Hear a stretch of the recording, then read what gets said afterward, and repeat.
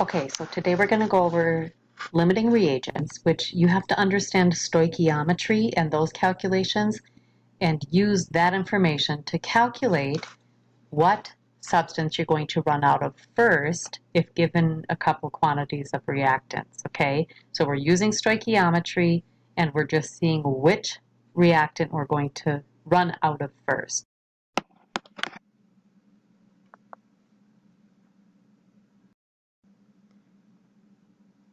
So when calculating limiting reagents, how do you know which product you should start with, which of the reactants you should start with?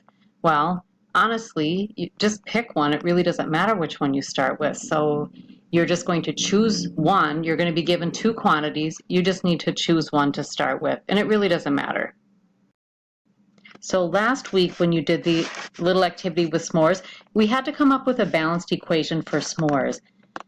We said it took 2 crackers, I'm just going to abbreviate, 2 squares of crackers, 1 marshmallow,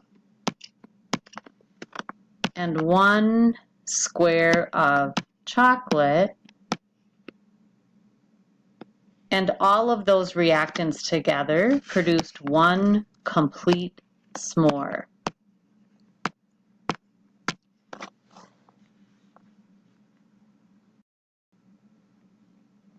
It was very likely, as you went through your little bag of s'mores ingredients, that you ran out of 1 or 2 things first. You had extra of other things. So one of those things ended up being a limiting reagent, either the crackers or the marshmallows or the chocolate square. One of those was a limiting reagent. We can use that same type of analogy to work through these balanced equations and determine what is the limiting reagent if we're given a couple of quantities for a balanced equation. So for example, if I have 6 moles of hydrogen gas, 4 moles of oxygen gas, which is my limiting reagent? Well, I'm going to use stoichiometry to find out which one is, and it doesn't matter if I start with hydrogen or if I start with moles of oxygen. I'm going from moles to moles. This is really the simplest of the calculations because as long as I'm already at moles and I only want to find moles, all I need is that magic mole ratio from my balanced equation. So I have 6 moles of hydrogen. I'm just going to start with 6 moles of hydrogen. So 6 moles of hydrogen. I apologize for the terrible handwriting. I'm using a stylus and apparently that's not perfect.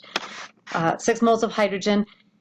My path right now is if I have 6 moles of hydrogen, so I want to go moles of hydrogen, and I want to know how much water can be produced of that. So I'm going from moles of hydrogen to moles of water. That's what I'm doing here.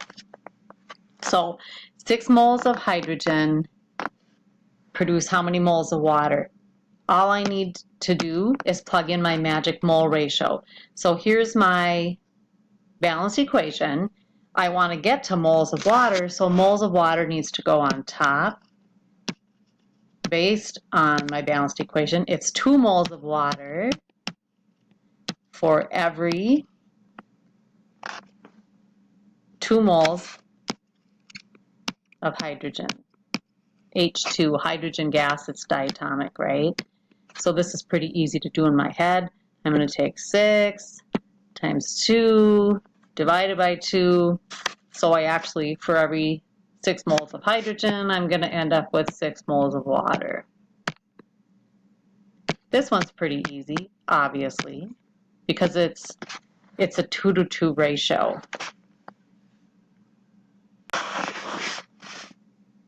Okay, so I also can start, I have to do the same thing only with my 4 moles of oxygen. So 4 moles of oxygen, again that's diatomic. My ratio, I want to get to water, my ratio is 2 moles of water for every 1 mole. Sorry, I don't know why it's changing that. My handwriting's bad enough and it's fixing it to make it even worse. Sorry. So 2 moles of water.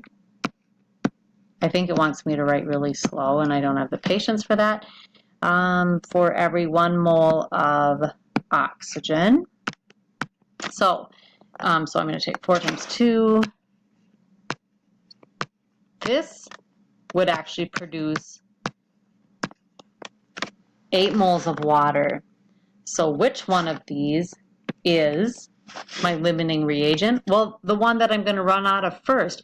Given the quantity of hydrogen that I have right here, it's only going to produce 6 moles of water, where the quantity of oxygen that I have would actually produce 8 moles of water. I'm clearly going to run out of hydrogen first. So my limiting reagent is the hydrogen, because that's what I'm going to run out of first. So going from moles to moles is a very simple calculation, but we're not always going from moles to moles. Sometimes we're going from grams to moles. So if I have a couple quantities, as in this equation, I'm given a couple quantities of grams. So I have grams of hydrogen gas and grams of oxygen gas. How do I know which of these is going to limit the amount of water produced? Well, I first have to, in order to use stoichiometry, I always have to get to moles. So I need to go from grams of hydrogen, I have to convert that to moles of hydrogen, which you guys remember, there's a you have to find the grams per mole from the periodic table. That's the conversion factor that's going to go, right there. And then I'm going to convert that to moles of hydrogen, because I'm going to start with hydrogen.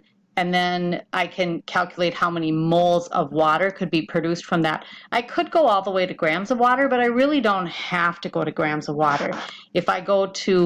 If I start with hydrogen and I go to moles of water, see how many moles of water would be produced. And when I start with oxygen gas, I'll also go to moles. So as long as I carry both of them to moles, that will actually work out really well.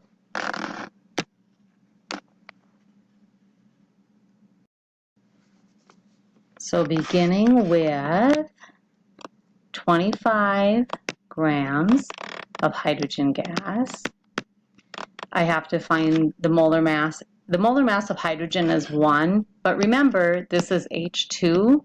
So I want to get this to moles. Moles goes on top because I want to get to moles. Moles of hydrogen gas. And then on the bottom, 1 mole of H2 is 2 grams of H2. So if I stopped right here, that would get me to moles of hydrogen, but I don't want to be at moles of hydrogen. I actually want to get from here to here. So right in this spot right here is where I'm going to put in that magic mole ratio. From my balanced equation, I want to end up with moles of water.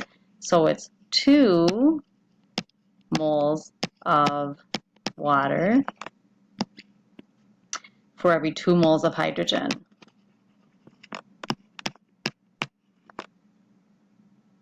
And then I can perform that calculation. So if I calculate that out, I have 12.5 moles of water being produced in this reaction. Then I just have to do the same thing, only with the oxygen.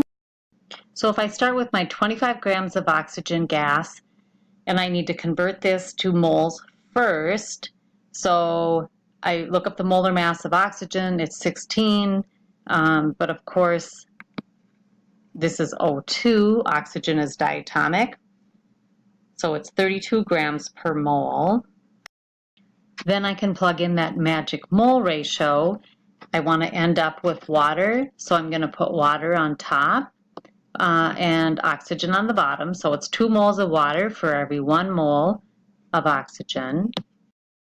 So if I do this calculation from 25 grams of oxygen, I end up with 1.56 moles of water. So comparing my oxygen, what I started with, compared to my hydrogen, what I started with, how many moles of water can be produced? Well, the hydrogen produces 12.5 moles of water, while 25 grams of oxygen is only going to produce 1.56 moles of water. So which one is going to limit how much water I can produce? This is a smaller amount, so clearly it's going to be the oxygen that's actually going to limit how much water is produced.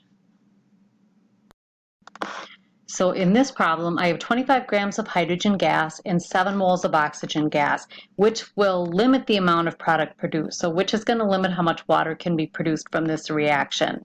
Well, if I start with grams of hydrogen gas, I first have to convert that to moles of hydrogen gas and then convert that using the balanced equation to how many moles of water could actually be produced from that. For the oxygen part of it, I'm really just going to go from moles of oxygen to moles of water. So again, if I start with 25 grams of hydrogen, I guess this is like the one we just did. So I'm converting it all the way to moles of water. But with the oxygen, I'm really just going to start with moles. I'm given 7 moles of oxygen. And then I can just plug in that magic mole ratio right away. I want to end up with moles of water because I want to see how many moles of water I can produce. So it's 2 moles of water. Water goes on top because that's what I want to keep. And then on the bottom, I want to get rid of moles of oxygen. And in my balanced equation, it's just 1 mole of oxygen. So if I calculate that out, 7 moles of oxygen will produce 14 moles of water, while 25 grams of hydrogen will produce 12.5 moles of water. So which one am I going to run out of first? Well, this makes a smaller This makes a smaller quantity of water. So the 25 grams of hydrogen is actually going to be my limiting reagent in this case.